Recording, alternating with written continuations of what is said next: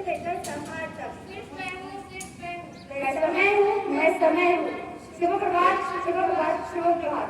नमस्ते, मैं शाखा। मैं निश्रा। और मैं प्राची। आज हम कक्षा 11 विज्ञान व के छात्र एवं छात्राएं आपके समक्ष परिवार प्रस्तुत करने जा रहे हैं। हमारे परिवार का विषय है समय का गाल। समय इंसान को सफल नहीं बनाता, बल्कि समय का सही इस्तेमाल इंसान को सफल बना देता है।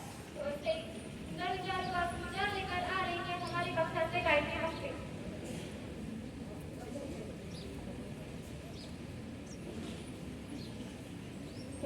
नमस्कार दोस्तों, मेरा नाम गायत्री है। वक्त से ज्यादा जिंदगी में अपना फर्क थोड़ी होता। वक्त अपना होता है तो सब अपने होते हैं, और वक्त फर्क हो तो अपने भी फर्क हो जाते हैं। शुक्रिया गायत्री। वक्त कहता है मैं फिर ना आऊंगा, वक्त कहता है मैं फिर ना आऊंगा। क्या पता मैं तुझे हंसाऊंगा या रुलाऊंगा। जीना है तो इस पल को ही जी ले, जीना है तो इस पल को ही जी ले, क्योंकि इस पल को मैं अगले पल तक नहीं रोक पाऊंगा। तो आज के विशेष समय पर विशेष लेकर आ रहा है हमारे कक्षा से हितेश बोर्गे।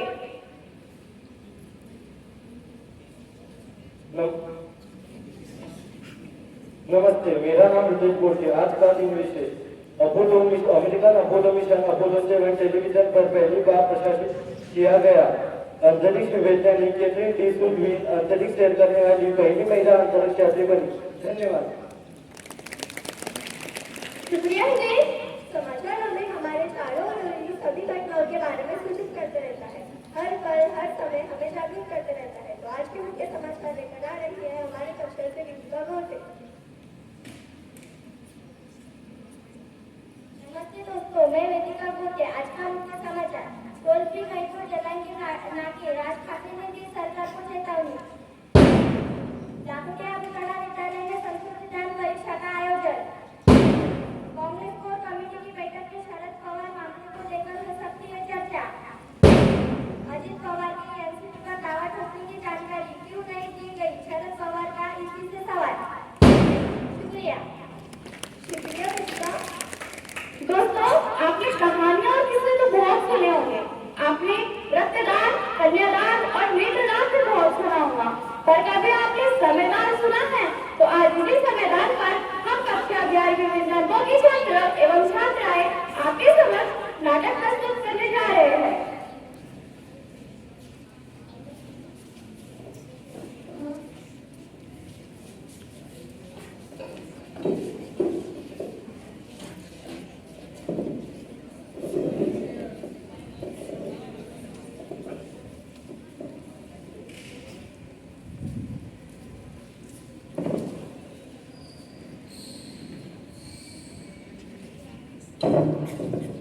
किसी ने क्या खूब कहा है, किसी ने क्या खूब कहा है, कैलेंडर हमेशा तारीख बदलता रहता है, मगर एक दिन एक तारीख ऐसी भी आती है जो कैलेंडर को हमेशा के लिए बदल देती है, हमेशा के लिए बदल देती है।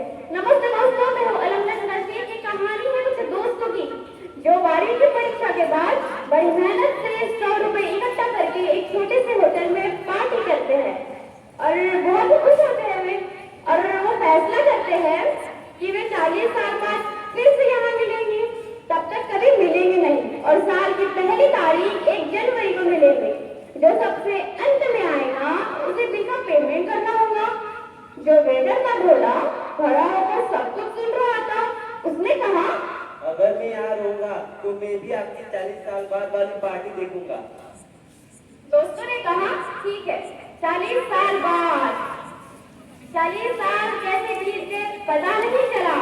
वो जो होटल थी वो होटल 5 स्टार होटल बन चुकी थी। जो वेटर था भोला वो उसी 5 स्टार होटल का मालक बन चुका था। सबसे अहम बात तो ये थी कि उन सब दोस्तों को 40 साल बाद 1 जनवरी को मिलना है। ये बात क्या थी? अब 40 साल बाद पहला दोस्त प्रथमेश जी उस होटल में पहुंचते हैं। उन्हें पहचान कर भोला कहता है, प्रथमेश जी आइए आइए बैठिए, मैंने आपको पहचान लिया है। मैं यहाँ का मालक बन गया हूँ, मैं वही वेटर हूँ। प्रथमेश जी कहते हैं, अरे क्या बात है, आपने तो बहुत तरक्की कर ली। अब दूसरा दोस्त वेदांत आता है। अब दोनों दोस्तों के बीच बातचीत चलती रहती है। बिजनेस बढ़ रहा है, सब कुछ ठीक चल रहा है। अब एक एक कर सभी दोस्त आ जाते हैं।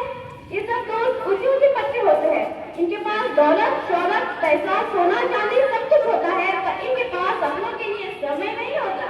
वो सब कहते हैं अब कौन नहीं आया, आदित्य आदित्य नहीं आया, अब वही हमारा बेइज्जती करेगा। होटल का मालिक कहता है आप खाना शुरू करें, ऑर्डर कीजिए मेन्यू में से। आदित्य सर ने कहा है अब ऑर्डर करें, वो आ रहे हैं। उन्होंने अब ऑर्डर किया मेनू में से, अब स्नैक्स वगैरह खाने लगते हैं, अब उन सबका खाना भी हो जाता है। अब बिल चुकाने का समय आ गया, बिल सोचते हैं चलो बिल चुका दे। होटल के मालिक ने कहा आपका पेमेंट हो गया है, आदित्य सर ने कर दिया। वो सब भारी मन से सोचते हैं आदित्य तो आया नहीं, फिर बिल पे किसने किया। वो सब निराश होकर कहते हैं आदित्य से मिलना नहीं हुआ यार, बस जाने ही लगता है। एक सरकारी गाड़ी आती है, एक लड़का उसमें से उतरता है, उन सबके पैर छूता है और कहता है नमस्ते अंकल, आपने मुझे पहचाना? मैं आपके दोस्त आदित्य का बेटा हूँ। मेरे पिताजी अध्यापक बन चुके थे, उन्होंने मुझे कलेक्टर बनने की काबिल किया। पिताजी 1 महीने पहले ही इस दुनिया को छोड़कर चले गए। उन्होंने मुझसे कहा था तुम पार्टी खत्म हो जाए तब जाकर बिल चुका देना। उन्होंने यह भी कहा था अगर तुम पार्टी से पहले गए तो उन्हें पता चल जाएगा कि मैं इस दुनिया में नहीं हूँ, तो उनके 40 साल बाद वाली पार्टी में मजा नहीं आएगा। पिताजी की आप सभी से मिलने की बहुत ही इच्छा थी। आदित्य नहीं चाहती थी कि 40 साल के बाद मिलने पर दोस्तों की खुशी है उसमें दखल ना पड़े। ये सुनकर सभी दोस्त रोने लगते हैं, उन्हें ये समझ नहीं आ रहा होता है कि वो कैसे रिएक्ट करें। उन सब दोस्तों को एहसास हुआ कि वे 40 साल बाद क्यों मिले, 40 दिन बाद ही मिलने थे।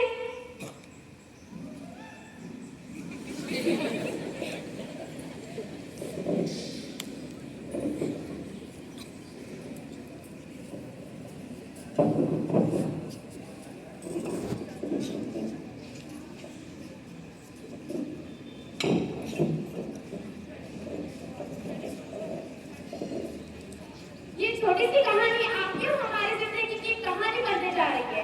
आप में से और हम में से बहुत से लोग अपनों से मिलना मन कर देते हैं, कभी किसी के सेलिब्रेशन पर यूं ही मिलते हैं, वरना मिलते नहीं, अपनों से मिलते नहीं है, क्योंकि इंसान वाकई बुलबुला है पानी का। ये छोटी सी कहानी जिसका साथ था ये था कि वक्त बिताइए अपनों के साथ, वक्त बिताइए अपनों के साथ, क्योंकि ये वक्त दान ही सबसे बड़ा दान है आपके जमाने का, वक्त दान ही सबसे बड़ा दान है आपके जमाने का। शुक्रिया।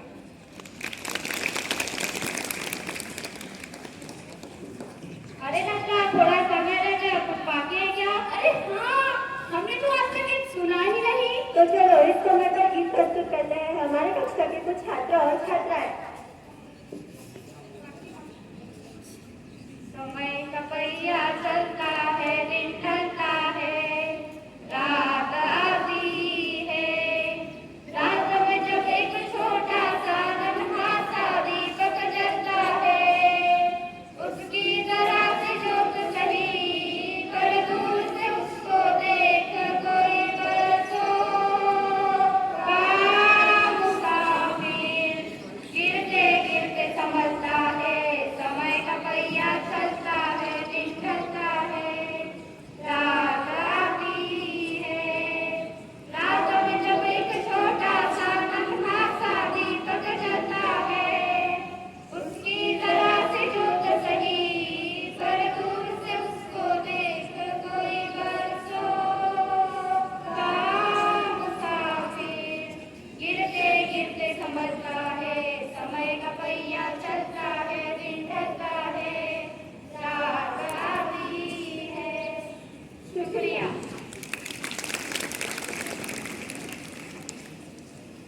जाते जाते बस इतना ही कहेंगे कि वक्त को भी बर्बाद करने का आज अन्नदान और रक्तदान है महान, वक्त आगे सबसे बड़ा होगा